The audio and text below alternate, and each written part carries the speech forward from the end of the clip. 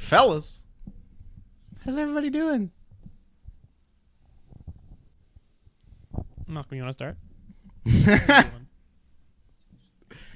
Deafening silence. All right. I haven't been here for a while. I was gonna say the last two, Patrick and I were holding down the fort, and it feels like it's been a hot minute since I've seen my other two beautiful baby boys. So it's good to lay eyes on you again. We haven't really done a Halloween-themed podcast yet, have we? Yeah, we never really did. The one that would have come out around Halloween was, I think, last week's that Fahim and I did, because I think at the very end we addressed that of oh, by the way, I guess this is the Halloween episode, which has nothing to do with Halloween. So, there you go. Should we try to make up for it on the next one? I think we could do a belated spooky something or other. We could do a belated Halloween. Yeah, we could probably do a belated November. Spooky thing. It'll be what do you call it? Why can't I think of it? My Beloved Nightmare Before Christmas, where it'll fit right between both holidays. That's more of a Christmas movie, right? Because I was thinking about watching it the last couple of weeks, and then I was like, yeah, but I'll save it for Christmas. I feel like it's more Christmas than it is Halloween. I have always been of the opinion that I think it could honestly go either way. I don't think it's necessarily has to be one or the other. However, if you asked me to not be a fence sitter and to actually pick a side, I've always been more partial to it being a Halloween movie. Purely just because it's I don't know, that's where the main characters are focused out of. I get also that it involves the whole spirit of Christmas and Jack learning what Christmas is all about. I get all that. And the title of the movie has Christmas in it. This is true. This is very true. He's got me there. But anyways, so you fellas are doing all right? Yeah. Splendid. I'm tired of shit, man. Just doing busy boy. my teaching placements, work, my courses. I'm going to the gym. I feel like I have very little free time these days, but I'm happy with all of it, though. I feel happy in doing my work, and I'm getting better at being in front of the class and talking and not being all freaked out the whole time. So, yeah, I'm pretty good. Excellent. Very good. Well, this is good. How have you been, I'm glad Matty? everybody's... I've been good. Patrick and I actually, not to keep referring back to that, but hey, go watch those 2 episodes we did. I don't think it was last week's. I think it was the one before that where I ended that, because we didn't really do topics. We just did kind of a power hour. And I ended it with a check-in, just being how's Patrick? And he was asking me how I've been. I'm good. Things are well. Varsh was just home this weekend, just for the weekend. So I went down to her house and saw her family, who I haven't seen since the summer, basically.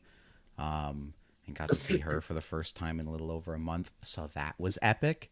And then, yeah, other than that, I have been continuing my job hunt, like I was telling Fahim. It has remained frustratingly unsuccessful thus far, but, it is what it is. We keep trying. Spray and pray. My word. But yeah, anyways. So what's your topic, man? After all that, well, I guess we'll get into the show, huh?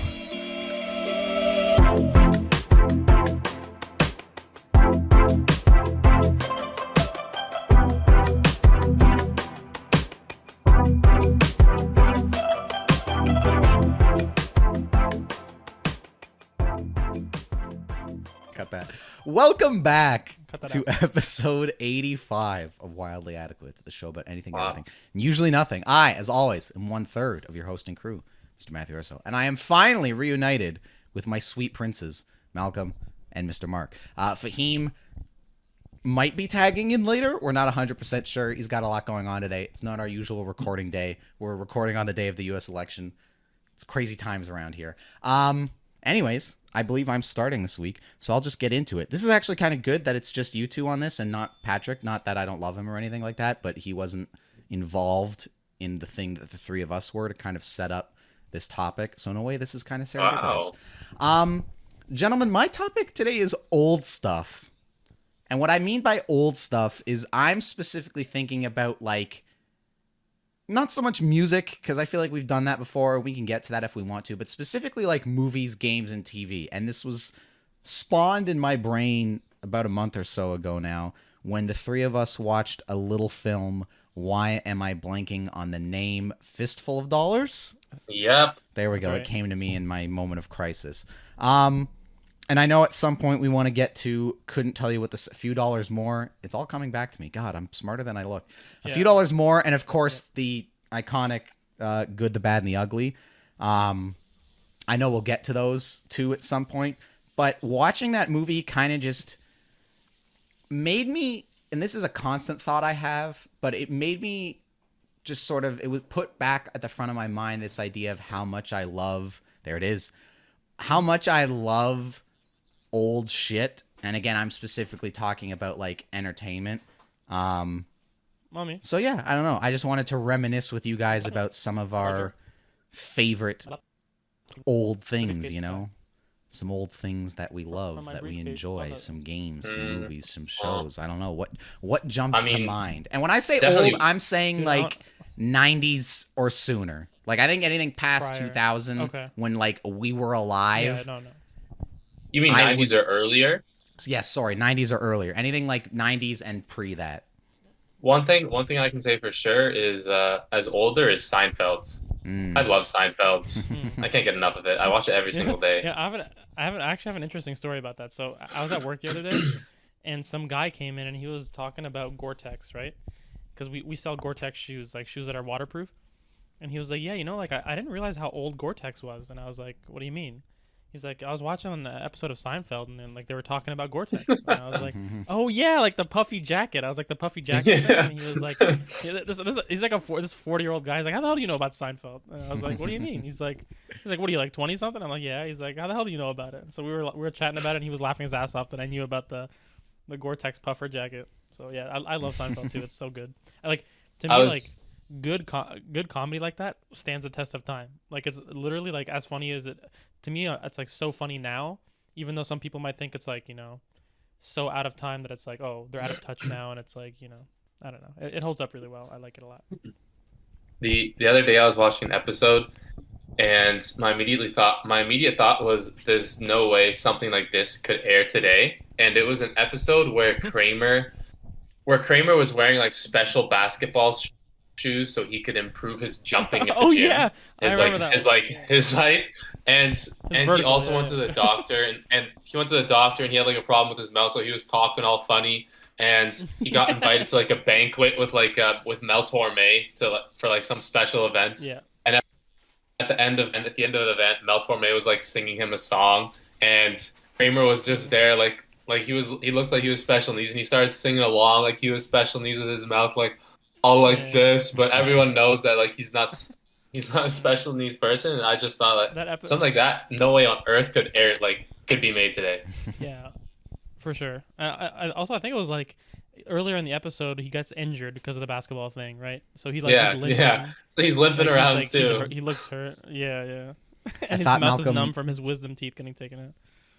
I thought, Malcolm, you were going to reference that Seinfeld episode where Kramer's at the Comedy Store or Comedy Cellar or whatever, and he had that infamous set. Oh no! Remember that Seinfeld? Remember that Seinfeld episode? I remember that Seinfeld episode. Poor Kramer. No, Seinfeld's definitely one that comes to mind as like a, you know, oldie but a goldie type of deal. I've been thinking a lot about 80s. Like I've been loving the 80s, and I've always loved the 80s and 80s music and stuff. But I watched what's his name? Wes Craven's Nightmare on Elm Street for the first time, which I remember like seeing the poster in Malcolm's room at some point like years ago, of like the girl in her bedroom, and then like Freddy Krueger's like hand above her, claws over her, yeah. And I've seen so many scenes that are like, you know, snippets over the years that even though I've never seen the movie at this point, like the bathtub scene with his hand coming out of the bubbles or whatever, like so many cool scenes like that. So I watched it and I loved it, and I liked the horror aspects of it, but I also loved the kind of like teenage life aspect of it. Like I love all those 80s kind of like, you know, girl getting ready to hang out with her friends and whatever, and the music's playing. Like I love that sort of stuff. So why does it make it so I love good? 80s music. When I listen to it, yeah. When I listen to 80s music, I wish I grew up in that time and I was like getting ready to go hang out with my buddies outside. You know? I feel like a lot of those. Go ahead, Matty. No, sorry, you go, Malcolm. I was just gonna say I feel like a lot of those movies have a lot more character than like horror movies being released today. Because like I can watch those movies time and time again and not get bored of them.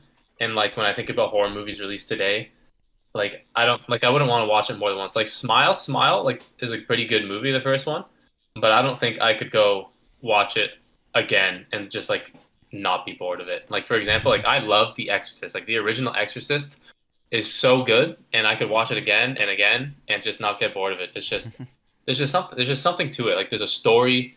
There's like I don't know how to describe it. I really don't.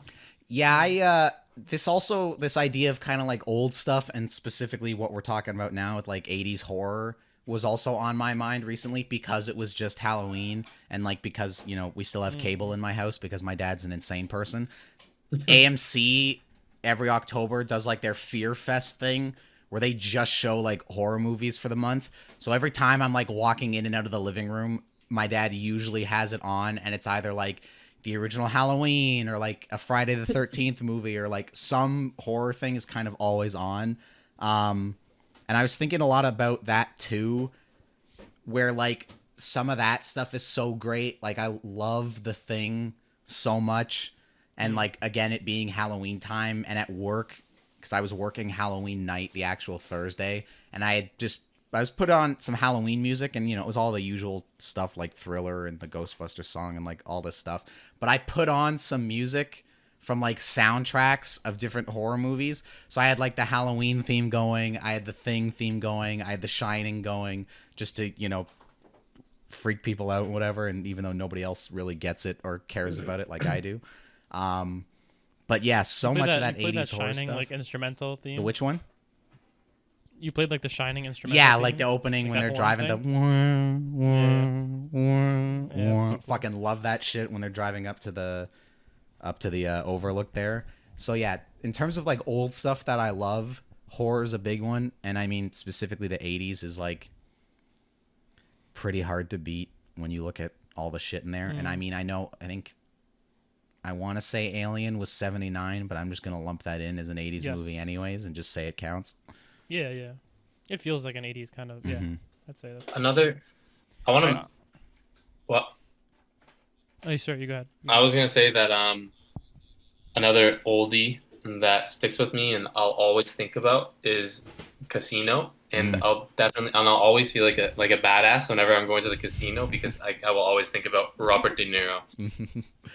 Yeah, Casino's fantastic. In that vein, like a month or so ago, I forget what my dad and I were doing. I don't know if we were supposed to like be going out somewhere or if we were waiting for my mom to come down and we were maybe going to watch TV or something. I don't know what was happening, but Goodfellas was on. And my dad just threw it on and we're like, all right, we're just going to sit here and kill time till whatever the fuck was happening.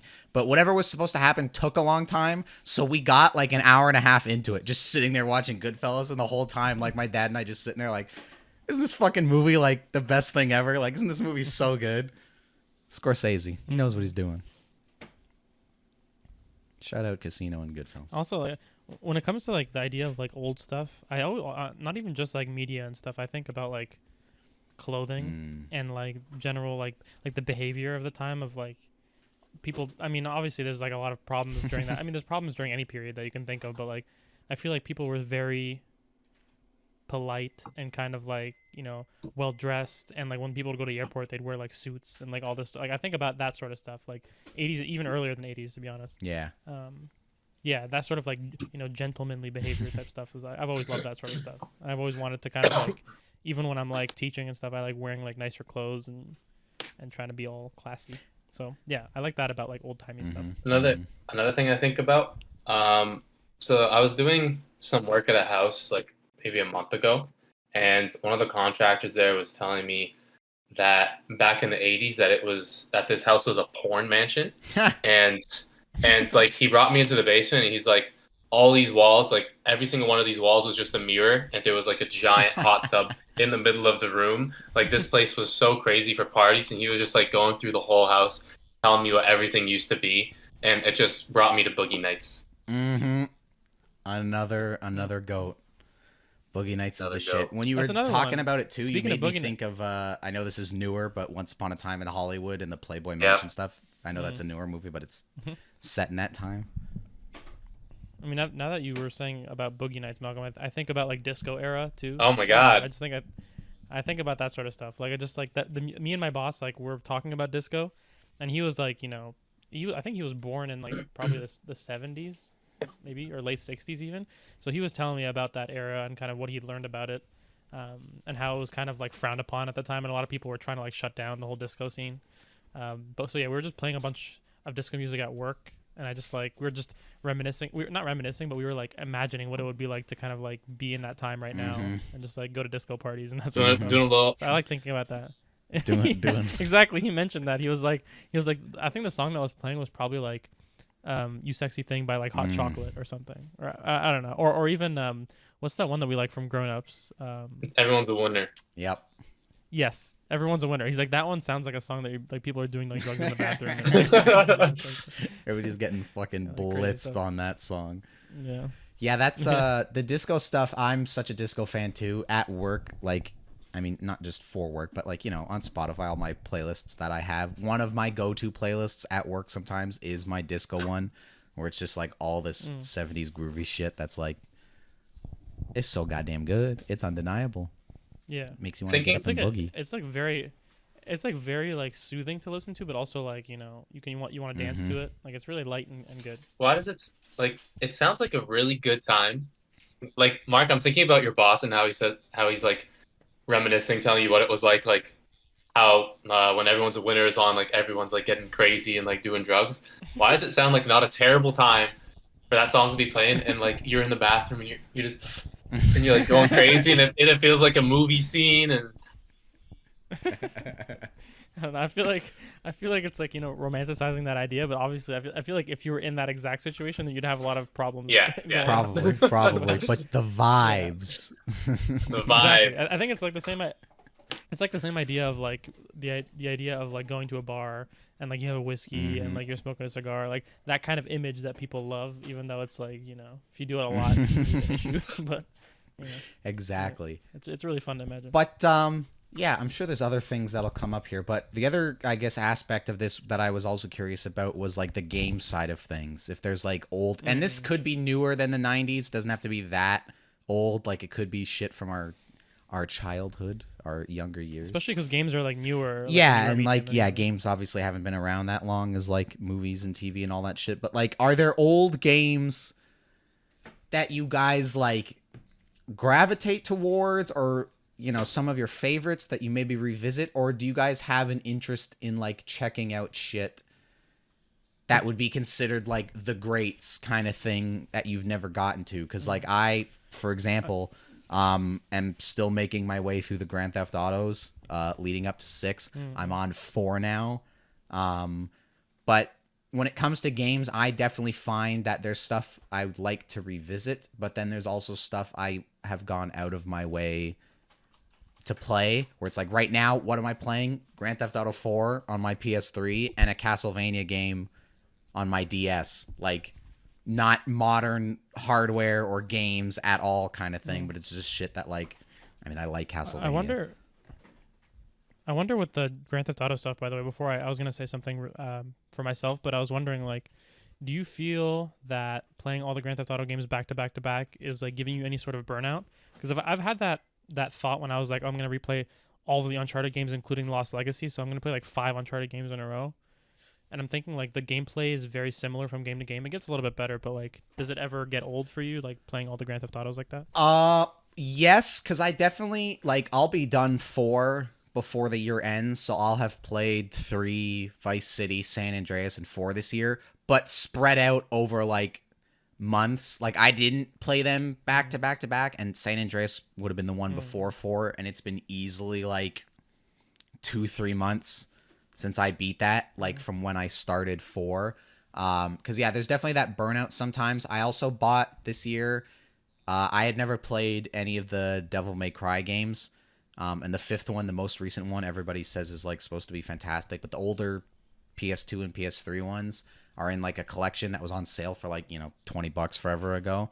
So I have all 5 of them now, and I played the original trilogy earlier this year, and that I kind of did like back to back to back. And by the time I finished the third one, I was kind of like, I'll wait to get to the fourth one and the fifth one because like I've had 3 of these games in a row. Like I'm kind of good for now.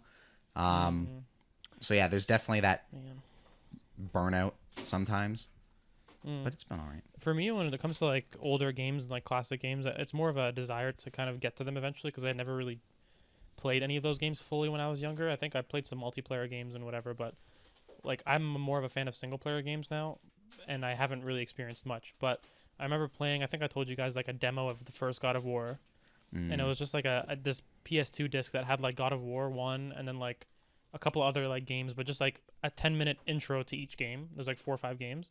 So I played the God of War intro like a million times as a kid. Like it was the one where you like fight that huge Kraken monster thing. So good. So that I remember like being like super fascinated by and being really into. So I'd like to, as an adult now, play it and see how it feels and how it looks. And I know it's like I'm gonna temper my expectations. It's not gonna be like blow me away like by the technology of it, obviously. But I want to experience like the gameplay and how it's evolved and whatever, because I love the newer God of War games. And then also Max Payne. Max Payne on the PS2. Like or even it might have been PS1. I think it was PS2. But like there's a mechanic where you jump midair and it goes slow-mo, and then you could like aim and shoot people like midair. Yeah, jump backwards and it goes slow-mo. Like that was so cool to me. Like it blew my mind. So Remedy is, because Max Payne is like a Remedy thing. They are remaking the first one. Like that is something they've kind of got on their, like they've talked about that where it's like, oh, like we're done with Alan, because they just put out the final DLC for Alan Wake 2. So they've talked about like, we're doing a Control 2. Maybe we've got something else going on, but also like we are going to remake the original Max Payne, which I think will be a good time. Yeah, I'm gonna check it out. Me and my brother were like sitting down watching like the first cutscene in the game, and it's like we were laughing at it because it's so funny how they look. They look like he's literally like box head, like square head, and like the voiceover, like the what do you call it, the voice acting is so like it's kind of corny, but it's also like really good. I really enjoyed it. Like he was like super into it, the voice actor for Max Payne. So that guy, check it out, and hopefully the remaster is good. That voice actor for Max Payne just passed away last year, which was like really sad because he also plays a character in Alan Wake 2, and he's just got like such a good fucking like gravelly kind of like this growling voice. And like I've heard some of the audio from the original Max Payne, and like knowing they were gonna do this remaster, it's like, oh cool, like I hope they kind of get him back sort of thing. And now that he's gone, I'm like, damn, like what a missed opportunity. Maybe they'll just take all the audio from the original one and just kind of like bring it over, but I don't know. But that's, either way, it's a loss all the same. But what was I gonna say? In terms of graphics with older games, sometimes it's easy to get around. Like, I mean, I've got this little thing I bought. I think this was at like a Shoppers a while ago, but this little like Mega Man arcade cabinet, which has like the first 6 on it. When I'm playing an old game like a Mega Man or even like the Castlevania game I'm playing on the DS right now, the pixel art stuff is like, that shit still holds up and is beautiful. So it's like, playing that's easy. But like early 3D PS1, like N64 kind of stuff, which I didn't like experience at all as a kid, but playing some of it now, I think if people could just get over the like graphical stuff and sometimes the way certain shit plays, I think people would enjoy a lot of older games much more, even though again I get that it's like, oh, it looks like 3 polygons, and like, why am I playing a game where to move forward I'm using like the triggers instead of the sticks? Like, they didn't know what they were doing back then. It was a wild time. There were I think about a year ago, Patrick and I, we started playing Ultimate Alliance together, which is an old game I used to really like on PS2. And I really liked third-person games when I was a kid, like a bird's eye view third person, and you kind of like run around with the character. And there was this other game that I really, really liked to play. I don't remember what it's called. I played it with my brother when I was young. I'm actually gonna look it up right now. It was like it was a third-person Ultimate Alliance kind of game, but it was a Batman Superman version. I don't even know. The only other types of those games I know is they like there's the Ultimate Alliance games, and I know they made like X-Men ones of that. Like I have the two of them on PS2. There's like I think it's X-Men Legends and like Legends 2, maybe. Don't hold me to that. But like it's the same type of thing where it was like you and like 4 characters or whatever that you'd be running around kind of controlling.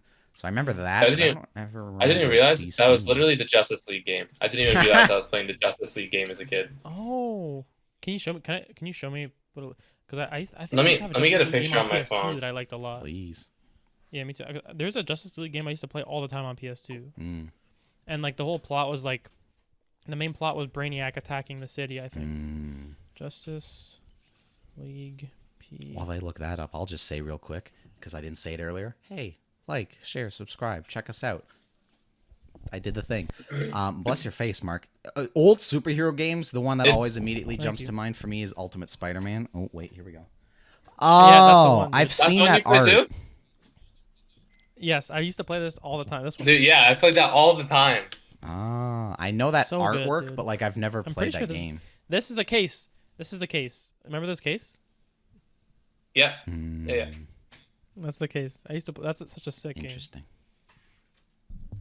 Actually, one thing I will say that you just reminded me of, Mark, while you were showing the disc there. I'm not one of these people who like still is into buying games physically and longs for that stuff. Like I'm happy to buy all my games digitally, but what I will say I miss is not so much the box, but like the booklet, like the manual or whatever that you used to get that would come with it. Like I have. Everybody, hold on a second. Everybody, calm down for a moment. Let's see if I can find it here. I keep on my bookshelf in my room the PS3 BioShock booklet just because I like having it, and it's got like, you know, all this shit on the inside. But I don't have the time or patience to go grab it right now. I should have prepared ahead of time for this. But Grand Theft Auto 4, like I bought it forever ago at like a convention or whatever, like the, you know, PS3 disc or whatever. And the box, the booklet in it is this big thing you unfurl, and it's like the in-game map of Liberty City with like all these markers and shit on it and like a legend. And it's so fucking cool because I'm just using the in-game map like of the actual game where I'm just hitting pause, pulling up the map, you know, setting a waypoint, whatever. But I know, and I don't know if it was Nakey Jakey or one of these YouTubers, but like I know people have talked about playing Grand Theft Auto 4 not using the in-game map at all and using the physical map that came with it as if you were fucking like in Liberty City trying to figure out your way around. I think even the original Red Dead Redemption might have done that too, where they gave you like I think it did. Like the manual was like a map, and it's like that's so fucking cool that they would give that to you and that you could like immerse yourself in that way of like reading street names and shit and being like, okay, well, this is where I am right now. So like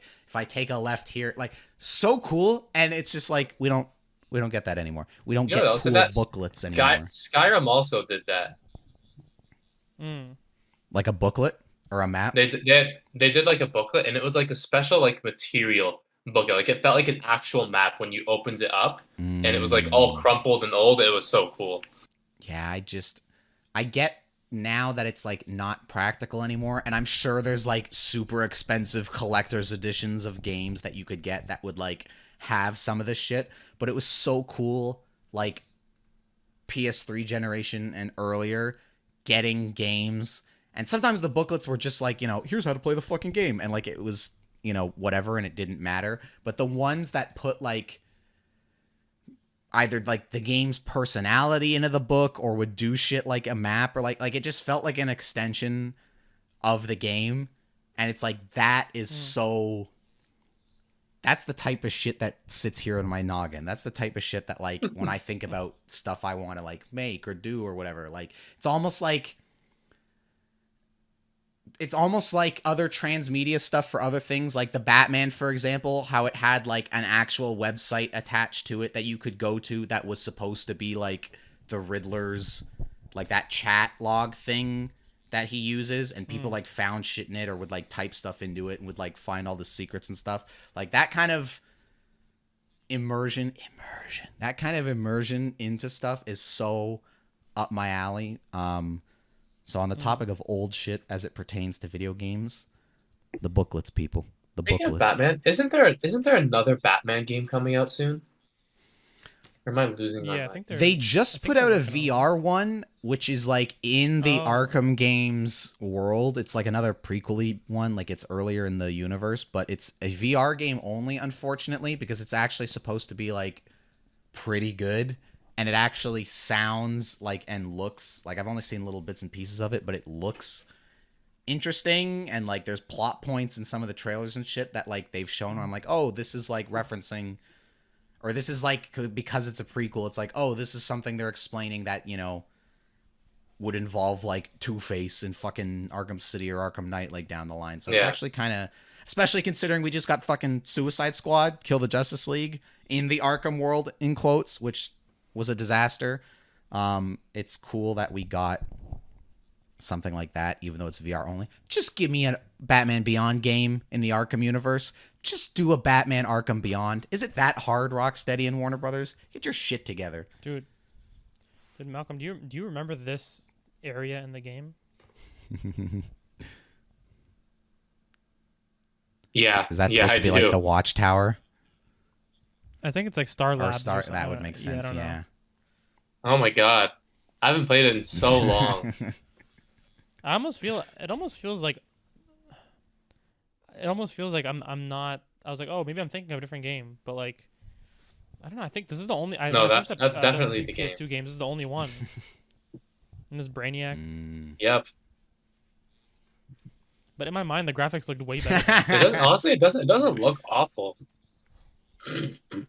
It's really not Yeah, awful. it's okay. Yeah. Those rose-tinted glasses.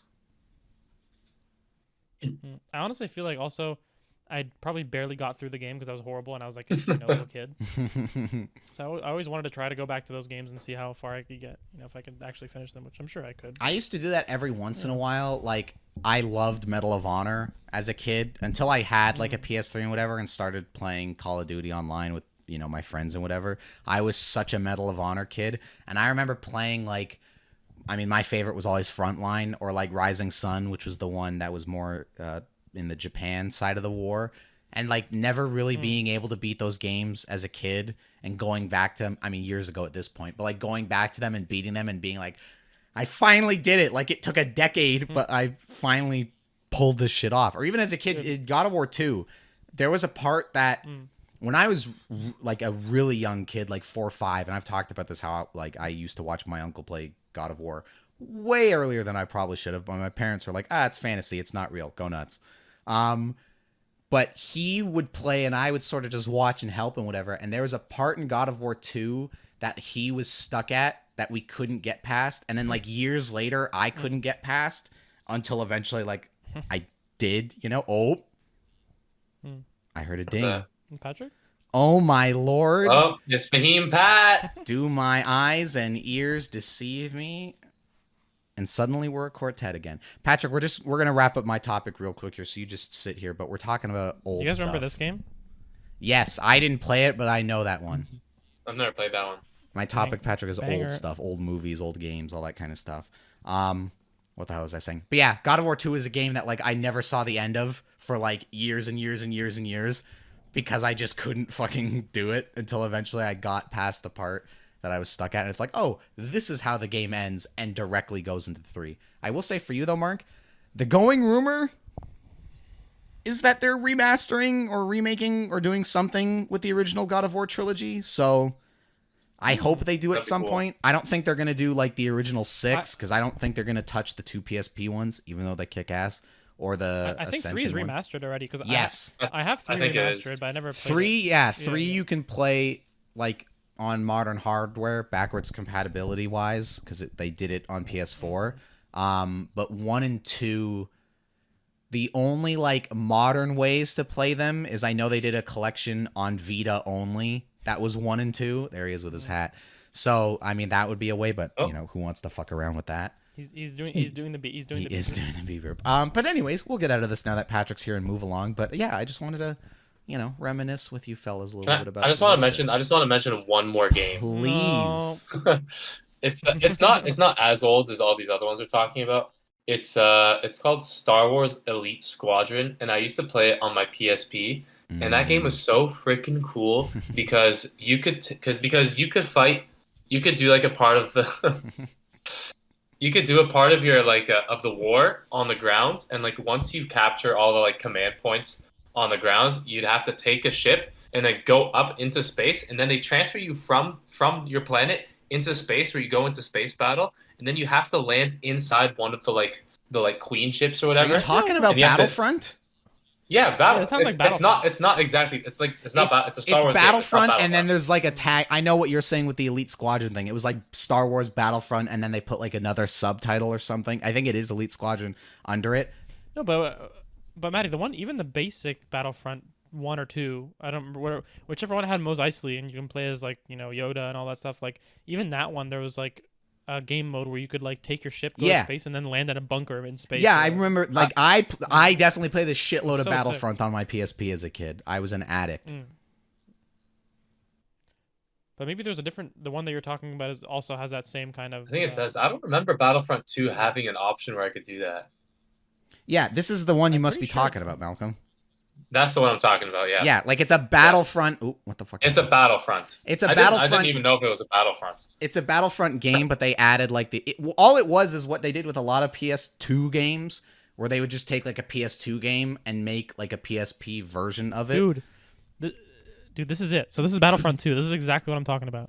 See that Yes, little tiny yeah, the Yeah, PSP that one. little opening you fly The into PSP that. one Yeah. was the Battlefront same 2. thing. Is you'd have to like win the Yep. ground war, and once you had like gotten your meter high enough, and I never used to play Bro, against that people. shit was Like the I would just coolest, play dude. against the NPCs. Dude, can we just all download Battlefront 2, like the new one? I know it's not as good. As anything, but, like, I want Bro, to every hear time the fucking you guys want to download it, I will, because I love that game. It's so much fun.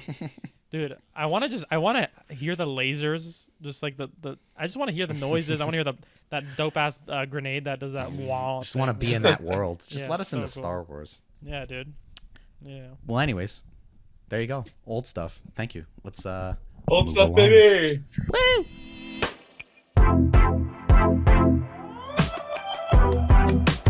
Okay, so Patrick knows all about this, and I'm sure he's maybe not gonna want to do it, or maybe he's gonna want to do it. I don't know, because I talked to him about it for quite a while. So I have done these so many times across the last like 5 years at least, but I've been focusing a lot on like trying to analyze like my personality and do different assessments and stuff and see what kind of comes up. So I want us all to do like a personality quiz, and it basically rates you on like 4 or 5 different categories. So the first category would be like extroversion or introversion. Like, are you extroverted or introverted? The next one is like, are you a thinking person or a feeling person? There's all these different categories. And then I guess I want to compare and see what you guys get, see if you feel like it's accurate, and then talk about each other's and see if we want to like tweak something. Like, you guys think something I got wasn't accurate. Okay. All right. Done. Okay. Just, we don't have, should we do it? I don't know. He's just making faces the whole time. So what do I need to look up? Okay, so you're gonna look up 16 personalities quiz. Personalities. So it's gonna look like this with that little 4 dot. I see it. Oh, this thing. So okay, so you're gonna go to the assessment. Let's see. It should let you do it right away, right? It should be like take the test. Yeah, for me it just kind of says free personality test, and then the first question, you regularly make new friends. Yes. Okay. So yeah, everyone gets set up, and then we'll get started at the same time. Free And personality then, test. yeah. Well, if this part is a little bit boring, then we can skip it. But I just want to kind of talk about the results you guys got, and if you feel like it's accurate to who you are and how you perceive yourself. Okay. So who wants to start? Who wants to give their overall personality type they got, and then a quick run through of like your 1, 2, 3, 4, 5. It should be like 6 bars with percentages on them. Oh, How do you see your If you scroll down overall? a little bit. It'll just be like at the very top, like your personality type is whatever, Oh, and if you scroll down, it'll break it down by each of those 5 categories or 6 categories. Do we want to read like the description of our personality type and then like the personality traits maybe? Yeah, for sure. Okay, I can go first. Please. Okay. Can you show it on the screen? I want to see what it looks like. Yeah, looks like this. It's Oops. blinding white. Go close. Go close. Oh, there we There go. we go. Yeah. Protagonist. ENFJA. Interesting. Okay, so describe what that is. Okay. He's One not here. the protagonist, buddy. I can tell you that for sure. Okay. Thanks, He's buddy. not that guy. Says you possess You're not that guy. Zesty? Says nope. Wait, he said zesty. I swear. No, I it's not. swear he He just said said- zesty. He literally said you possess a. Okay. It says you possess a unique blend of charisma, empathy, and idealism that sets you apart from the crowd. Your natural ability to inspire and lead others is honestly, I don't think this is pretty accurate. Your natural ability to inspire He bailed immediately. and I thought lead the a first. nation. I thought the first part though Okay, tracked keep though. going. I think that it says you have an uncanny knack for understanding people's emotions and motivations, often sensing what others need before you even realize it, or they even realize it themselves. 51% extroverted is false. You're pretty introverted. How do you feel? How do you feel like you would rank on that scale? On what scale? Extroversion? Yeah, on the extroversion introversion scale, like where would you put yourself? A lot more introverted. Yeah, he's super introverted. Interesting. Okay. And then there's 59% intuitive, 53% feeling, 76% judging, and 53% assertive. Interesting. Okay. So based on you don't. What do you think overall about the accuracy of it? Like, what would you change about what it told you? Well, seeing as I'm not extroverted, I also don't have the ability to lead others because I'm not much of an outgoing people person. But aren't you the captain of your what- soccer team? I mean, that's different. I know these people. That's what you think being a leader means, leading strangers? Always, in every case? I guess not. Okay. Yeah, it's weird. It actually shows a soccer team right there, right? Look at that. Wow. There you go. It's like Maybe it it's was more meant accurate to than be. you How would know. So quick one last quick thing. What do you think it got right? Like, what do you think was pretty accurate about the description, if anything? It's pretty accurate with how I see and acknowledge emotions and feelings. Like in your ability to read people, you think was accurate as well? Yeah, I'd say that was fairly accurate. Cool. Okay. All right. Who wants to go next? Matthew Urso. Sure. I got my personality type is architect. Okay, interesting. It says. What's Did an you just architect cough like? and say doubt? No, I've been saying I thought I heard him go doubt. doubt. The little blurb here is as an INTJ parentheses architect. You possess a rare combination of vision and pragmatism. Your analytical mind constantly seeks to understand the world around you, driven by an insatiable curiosity and a desire to improve systems and ideas. You approach life with a strategic mindset, always looking several steps ahead and planning for various contingencies. Wait. Pause. Why didn't you share your screen? Uh, Can you share your screen real quick? No. Your independent see nature is one of your defining characteristics. You value your autonomy and often prefer to work alone, trusting your own judgment and abilities above all else. This self-reliance combined with your intellectual prowess, not sure about that part, allows you to tackle complex problems with confidence and innovation. And on the personality trait thing, it has me at 58% introverted, which I would feel that makes a certain amount of sense. 82% intuitive, I suppose. Whoa. 63% thinking as opposed to feeling. 78% judging as opposed to prospecting. And identity, 51% turbulent as opposed to assertive, which also I think makes a certain amount of sense. I mean, I think it would make sense before we continue to like, because some of them are pretty like obvious, like extroverted, introverted, whatever. But like, for example, turbulent versus assertive. For me, I'm turbulent, and it would say something like you're self-conscious, sensitive to stress, success-driven, perfectionistic, and eager to improve. Malcolm, did you get assertive? What happens if you click the question mark on assertive? Like, what does it define assertive as? That's a good question. Let me bring it back up. Because turbulent to me seems to be like sensitive, perfectionist, eager to improve, sensitive to stress. If I click on where the assertive part, it The says, little question. The little oh question. yeah, it says 53% assertive. You're likely self-assured, even-tempered, and resistant to stress, refusing to worry too much. Dude, that's 100% Malcolm. I think that's. I feel like that one was pretty accurate. Mm-hmm. Yeah. And then the one where Matty and Malcolm both got judging, which says you're likely organized, decisive, and thorough, valuing structure and planning over spontaneity. Yeah, You guys feel like that's true? I think that's more true. Yes, I mean, looking at the little blurbs for all of these, for like the turbulent judging, thinking here, intuitive, and of course introverted, I feel like this thing pretty much nailed me, and I would assume to some extent that's because I like to think I know myself pretty well.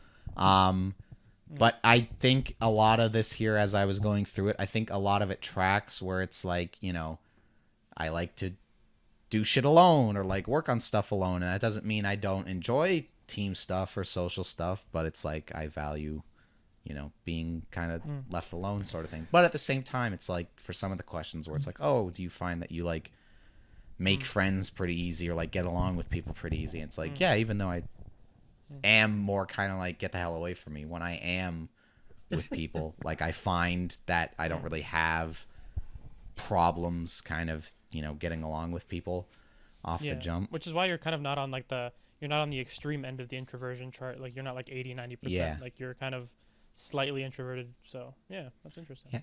Okay, Patrick, what'd you got? Okay. What do you get? Give me 1 second here. What's the name of your personality type? I'll tell you in just a moment here. Can't believe this guy's not ready. Depending on what Patrick gets, we all four of us might get different personality types. So I think that's interesting. Why did you not let me share? I didn't. You can't share. I Patrick, just read haven't it. touched anything. I don't think you can share, Patrick. Come on, dude. You being serious? The disappointment. Dude, just read it. Fine. I'll just read it. This guy wants us to read his thing. Personality. No, I just want you guys to 30 see arrow. I want you to see what I'm seeing. Okay, so your personality type is commander. As a commander, you are a natural-born leader with an unparalleled drive to turn your visions into reality. Your strategic mind excels at seeing the big picture, identifying long-term goals, and devising efficient plans to achieve them. You possess a rare combination of confidence, charisma, and decisiveness that draws others to you and inspires them to follow your lead. This is intense, guys. Your approach... I feel like that sounds pretty accurate. I was going to say that as well. Okay, well, that's except for the part where you flip a coin to decide what you're going to eat for lunch. Yeah. Dude, when it comes to food, dude, your approach... But long-term goals, you're nailing it. Your approach to life is characterized by ambition and relentless pursuit of success. You have an innate ability... Dude, relentless pursuit of success? Come on, man. You have an innate ability to organize people and resources, creating order out of chaos and transforming abstract ideas into concrete results. Your sharp intellect and rational... Wait, did Matty get described as sharp intellect as well? I don't know. Your sharp intellect and rational decision-making allows you to navigate complex situations with ease, always keeping your eyes on the ultimate objective. So, let's go. For my personality traits, I got 75% extroverted. You likely get energized by social interaction and tend to openly express your enthusiasm and excitement. I think that's accurate. 68% intuitive. You're likely very imaginative and open-minded, focusing on hidden meanings and distant possibilities. That's kind of abstract, but sure. 67% thinking. You likely focus on objectivity and rationality, putting effectiveness above social harmony. I don't know that I agree with that fully. 79% judging.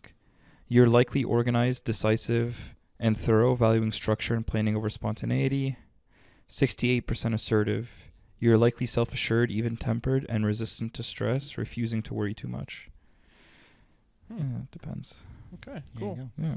Okay, I'll read mine, and then the last thing I want to do before I don't know if we want to wrap it up or do a topic with Patrick, but there's an option on here where you could see what careers they would recommend based on your personality, and it's locked because you have to pay for it. But what you could do is you could search up like your 4-letter thing. So like Malcolm, you can search up ENFJ whatever A, and then space careers, and then it'll recommend careers for you based on that. And we'll talk about that after. But okay. Cool. So my personality type is called a consul, and so all 4 of us got different personality types, which is interesting. So this is what mine looks like. This is consul. So it says, as a consul, you're the warm heart and steady hand that keeps your social circles, workplace, and family running smoothly. Your genuine care for others coupled with your practical nature makes you a pillar of support in the community. You have an uncanny ability to sense others' needs and a strong drive to meet them, often putting the welfare of those around you above your own. Your world is built on a foundation of tradition, duty, and social responsibility. You thrive in structured environments where roles and expectations are clear, and you take great pride in fulfilling your obligations. Your organizational skills are top-notch, allowing you to juggle multiple responsibilities with ease, whether it's planning a family gathering or coordinating a work project. What else does it say? It says, while your outgoing nature and social grace make you appear confident, you often grapple with an inner need for approval and validation. Amen. Amen on that part. You are deeply sensitive to others' opinions and can be your own harshest critic. This sensitivity, while sometimes challenging, is also the source of your empathy and ability to create harmony in your surroundings. Okay. So I felt like that description, especially the latter part, I felt like it was relatively accurate. I don't know how you guys felt about some of the stuff that was said, if you feel like it's even somewhat spot on. But For yours? I think that was pretty spot on for you as well. Yeah, I think yours was pretty good. I was just looking because you mentioned the careers thing, so I was just Googling that, not paying attention to you. No, I think yours got you. I think yours was also fairly spot on. I think all 4 of us pretty much got like what I would envision about myself and the 3 of you, more or less. So the last thing I'll say is like the traits. So I have 71% extroversion. This is one that was fascinating to me because all of you guys got pretty largely intuitive on the left side of the scale. I got heavily on the opposite side, observant.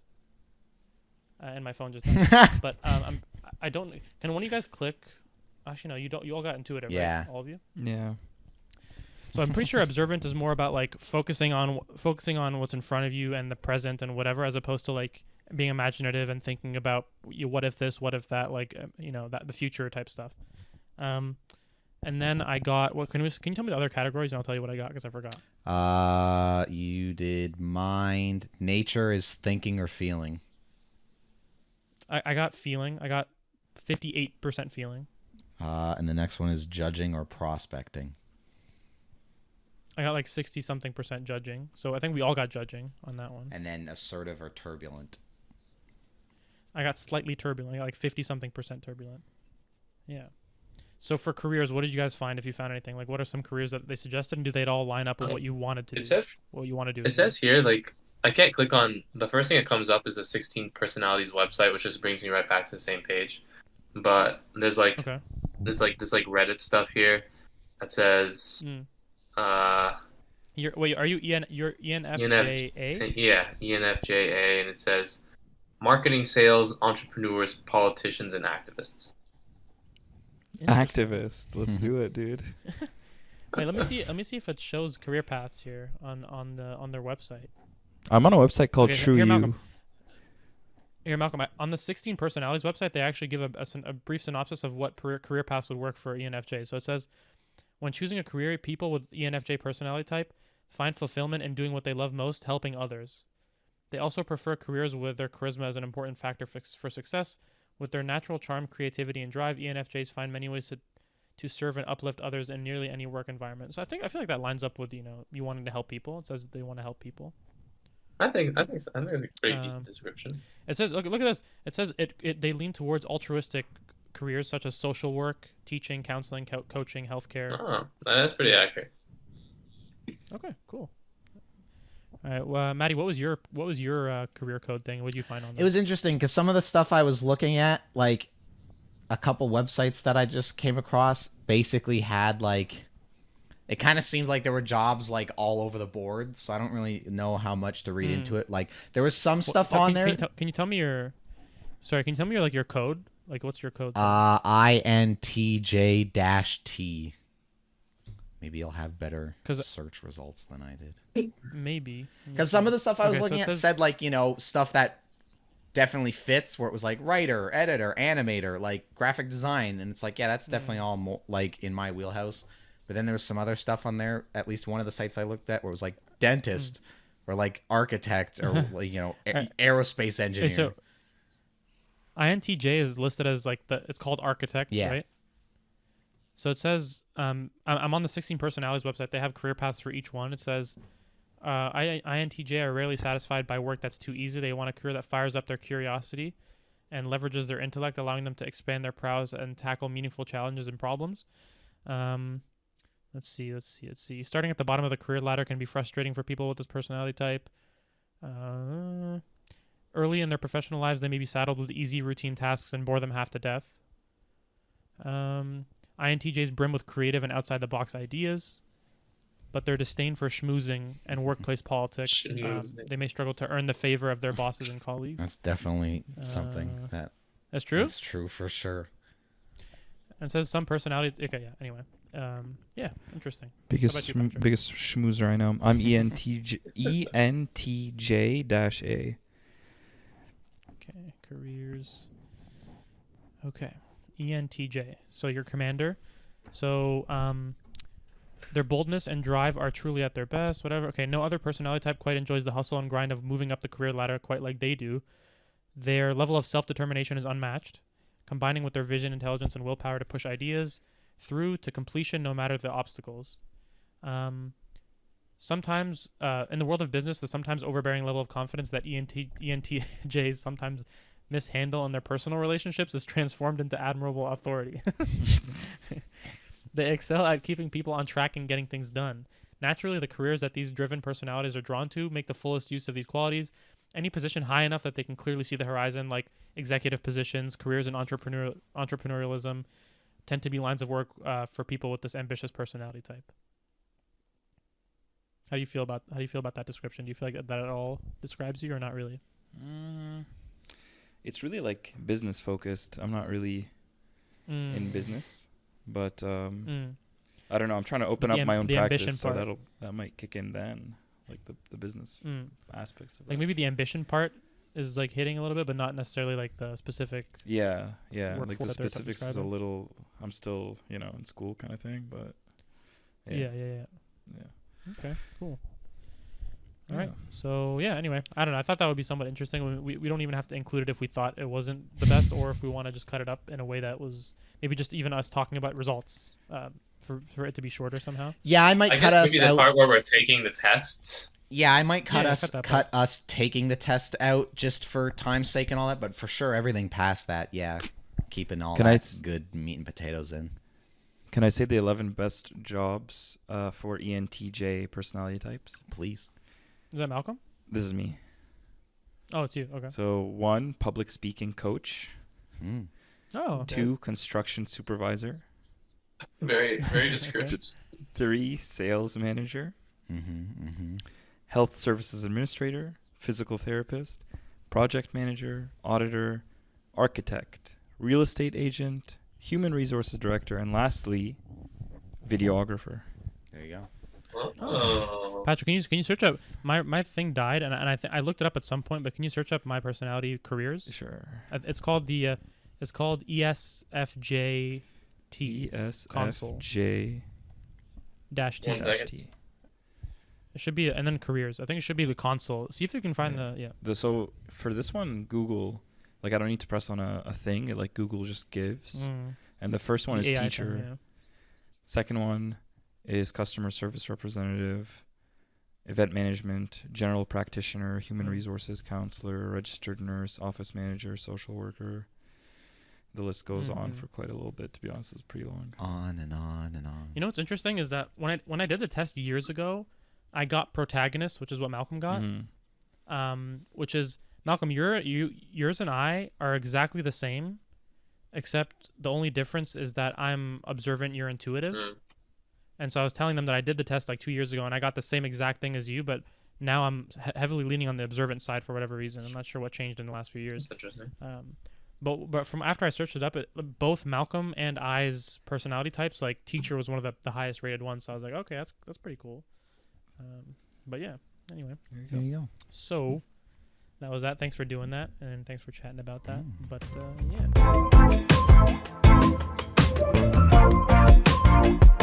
Well, ladies and gentlemen, there you have it. That's your episode for this week. Now you know a little bit more about the four of us than you probably ever thought you would know, and that you maybe didn't even want to know. But guess what? It's our show. Too bad. Now you know, and you have to live with that information for the rest of your days on this wretched, godforsaken earth. Anyways, thank you. Please, like I mentioned earlier, like, share, subscribe, check us out. We're everywhere. Gentlemen, is there anything we want to get off our chests real quick before we get up on out of here? I had Be kind to each other. a piece of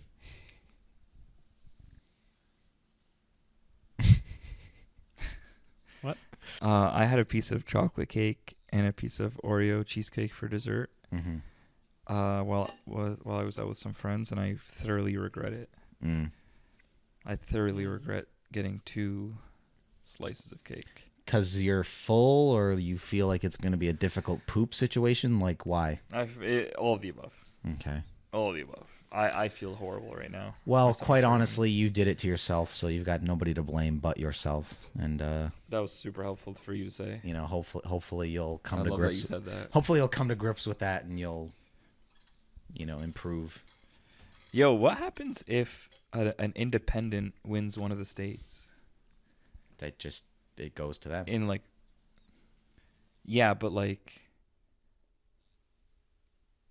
state goes to them, but what does that mean for the electoral college? Mark and I were talking about this earlier. Well, I don't know what the exact process is, but if neither candidate gets to 270, which would require an independent or just a mass amount of people to be fuck it, we're not voting, or to throw away their votes or whatever. I forget what happens, but it's something along the lines of it goes to the Senate and the House and it becomes a whole bigger thing that they basically have to then go and figure out if nobody manages. It's not like Canada where you could get a minority government, and then if the Liberals got a minority government, and then the Conservatives and then the NDP and the Green and everybody would have even smaller percentages than that, and they all kind of have to play ball with each other a little more. The States is more of as far as I'm aware, I could be fucking wrong on this, it's more of a sort of you do it or you don't kind of thing. But you know what? Let me just everybody fill time for 2 seconds. What are you gonna Google happened? Is the show over anyway? Yeah, we'll be wrapping up in a second here. What happens if no president gets to 270 electoral votes? Fuck you with your pop-up ads, New York Post, you dirty, dirty bitch. Oh my god. Oh god. We've switched to another website. Everybody bear with me here, because that thing wanted to be stupid. I have the answer if you want me to read. Please, somebody save me here. I'm floundering. If neither candidate gets a majority of the 538 electoral votes, the election for president is decided in the House of Representatives, with each state delegation having 1 vote. A majority of states is needed to win in that case. Right. So there you go. So it basically just gets kicked back to the other parts of the government, which is why it's also important that you get seats and win those kind of thing. Because if something did fucking go crazy and topsy-turvy and nobody hit 270, then it would kind of all go down to that. But I highly doubt that would happen this election. I think it's kind of, for better or worse, it is what it is. You're telling me Jill Stein isn't going to win any states? Is that what you're Unfortunately, I don't think Jill Stein, bless her heart, is going to. Or Robert Kennedy, even though he's dropped out. Even though he dropped out, yeah, that's he's a whole still on the ballot in some states. I feel like out of I mean, it was never going to happen anyway, but I feel like out of anybody, he would have had maybe a chance at, I don't know, somehow pulling something off with one state. I don't know. Probably not, but. Perhaps, maybe he could have pulled something. Before we go, I'm just going to show this to you guys, and then we'll get out of here. I don't know if you can see that. Donald Hawktua, very good. And then they spat on it. Jesus Christ! Oh my God. Now that's how you use your democratic vote to write. Anyways, thank you, Patrick, for all that. Mark, anything? Your vote is your power. Exactly. Mark, was there anything you wanted to get off your chest here? No, I mean, I don't know. I feel like Patrick and I have been talking quite a bit today and yesterday about, I mean, mainly today about politics and about what's going on with the election and stuff. I don't know. I feel like one thing I would say is I like the ability to have conversations about this sort of shit, like without people coming at each other's throats and trying to like kill each other. So, yeah, I don't know. I feel like I would encourage people, I mean, whoever, all the 50 people that watch this or whatever, to be open to having conversations with people, even if they really disagree with you and stuff. And you don't have to think they're a horrible person. You can just take their opinion, and maybe you'll change your mind a little bit. Maybe you won't. That's fine. But as long as you're respectful to each other and stuff. So, Yeah. There you go. A little message of positivity. A message of unity. Message of unity out there for you. And that's why everybody, Mark is happy to announce that he will be running for president of these United States in the 2028 election. And this is Mark's official claim to the 2028 race. I just I ripped my shirt off and I'm wearing a suit under it. That's so funny. He missed this year, but in 4 years, whether it's Kamala running for a second term or Trump refusing to go because he wants a third, you better believe that Mark will be there on the picket lines. Oh yeah. You guys think Trump's gonna go for a three-peat? There's no way. I don't know. It's actually not a three-peat because he didn't get this last one. Yeah. It's so hard to tell like what's noise when it comes to him and what's like I think the shit that's more concerning, I think, is the more imminent stuff of like if he got in, like what would he do to like the courts, and like, you know, what would he do with like his whole thing of like, I'm just gonna eject millions and millions of immigrants. Like I think that stuff is more plausible and more imminent. If he got in again, the whole thing of like, is he just gonna try and like stay till he fucking dies and pull the dictator card? I don't know. Crazier shit's happened, but I doubt it. I don't think he'll try it, and if he tries it, he's gonna fail miserably.